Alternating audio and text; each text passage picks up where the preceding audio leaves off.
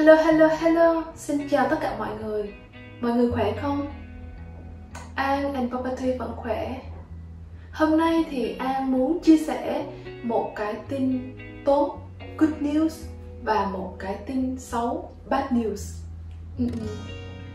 Ok, tin tốt đó là kể từ 4 giờ sáng của ngày thứ Hai 11 tháng 10 thì tất cả những cái người nhập cảnh vào nước Anh từ Việt Nam mà đã được tiêm chủng đầy đủ một trong những cái loại vaccine mà được phê duyệt bởi chính phủ Anh hoặc là dưới 18 tuổi thì không cần cách ly sau khi nhập cảnh, mà chỉ cần làm một cái xét nghiệm Covid-19 vào cái ngày thứ Hai mà thôi.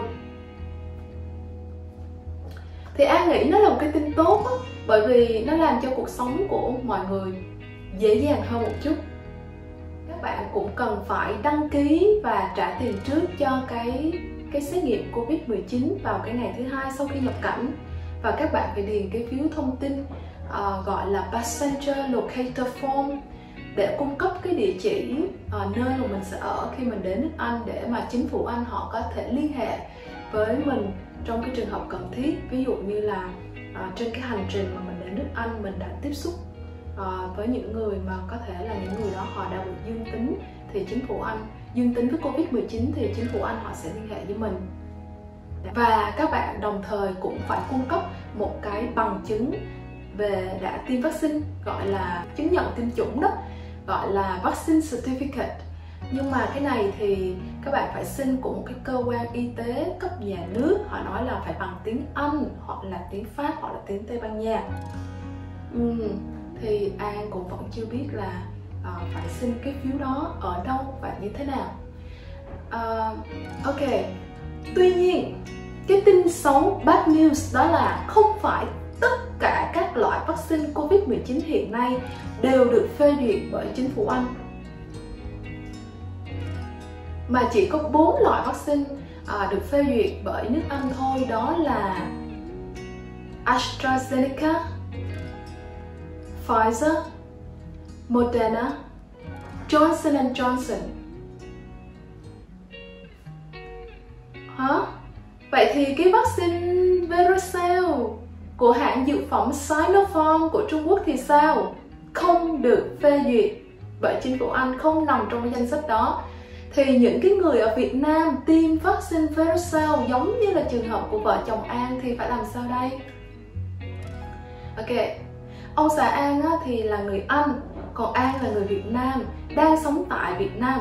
Thì vợ chồng An quyết định là mình sẽ tiêm bất cứ cái loại vaccine Covid-19 nào mà được công nhận bởi WHO và chính phủ Việt Nam, và cái loại vaccine đó nó đến với mình đầu tiên và sớm nhất thì mình sẽ đồng ý tiêm chủng mà không cần đòi hỏi hay là lựa chọn gì hết. Cho nên là chờ đợi thì đến cuối tháng 8 thì vợ chồng An đã được tiêm mũi thứ nhất Verocell, và đến tháng 9 thì tiêm mũi thứ hai Verocell. Ok, nhưng mà bây giờ thì An mới biết là như vậy thì cái vaccine Verocell nó không nằm trong cái danh sách mà những cái loại vaccine mà được chính phủ Anh phê duyệt. Thì nếu mình muốn quay trở về Anh với ông xã mình thì phải làm sao đây?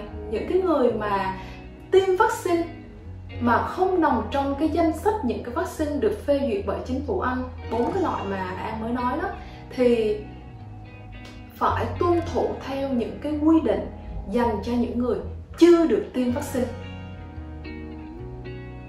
Có nghĩa là phải cách ly sau khi nhập cảnh.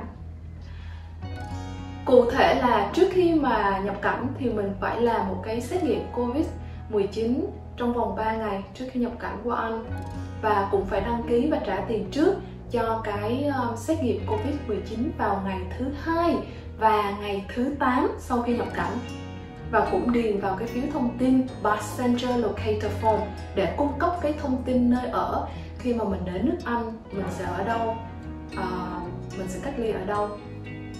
Và khi đến nước Anh thì mình phải cách ly 10 ngày tại nhà hoặc là tại cái địa chỉ mà mình đã đăng ký là mình sẽ ở đó.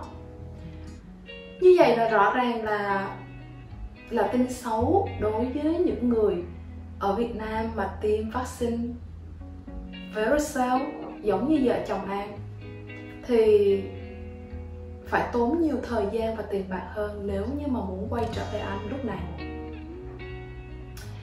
Ok, nhưng mà cũng còn có một cái cách để mà mình ra khỏi cách ly sớm hơn. Đó là mình đăng ký cái test to release, có nghĩa là dịch vụ test Covid để ra khỏi cách ly.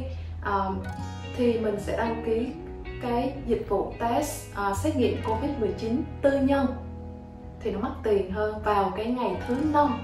Thì nếu cái kết quả test Covid-19 vào ngày thứ 5 sau khi nhập cảnh đó mà nó âm tính cộng với cái kết quả test của ngày thứ 2 âm tính thì lúc đó mình sẽ được ra khỏi cách ly sớm hơn, nhưng mà vẫn phải làm cái test Covid vào ngày thứ 8 đã đăng ký và trả tiền rồi, tự nó là bắt buộc.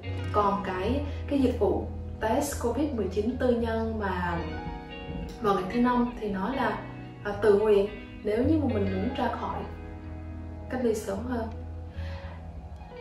Còn nếu mà những cái người nào mà vi phạm những cái quy định về cách ly thì có thể đối mặt với một cái mức phạt lên tới 10.000 bảng Anh, là khoảng 310 triệu đồng tiền Việt Nam. Thì An hy vọng là cái video này đã cung cấp một số thông tin hữu ích cho các bạn, những người muốn quay trở về Anh từ Việt Nam. Còn đối với vợ chồng An thì cái con đường mà quay trở lại nước Anh cũng còn khá là xa. Thì An hy vọng là trong tương lai thì chính phủ Anh sẽ chấp nhận cái vaccine Verocell nằm trong danh mục và sẽ không phải bị cách ly sau khi nhập cảnh.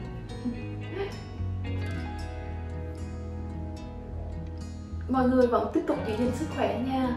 Và xin chào và hẹn gặp lại mọi người trong cái video kế tiếp.